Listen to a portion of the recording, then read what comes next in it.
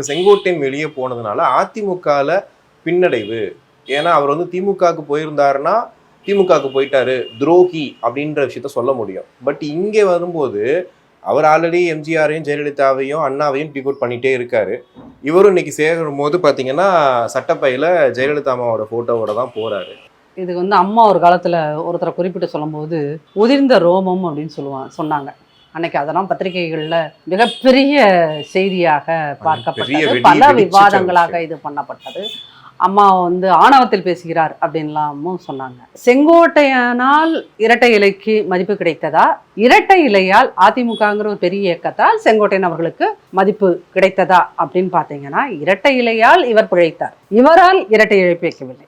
அதுதான் எம்எல்ஏங்கிறதுமே இரட்டை இலை சின்னத்துல இருந்து கிடைச்சது. அவர் 9 முறை நின்றுக்காரு எம்எல்ஏ. அந்த 9 முறையும் அந்த இரட்டை இலை புரட்சி தலைவர் அம்மா போட்ட பிச்சை தான் அது.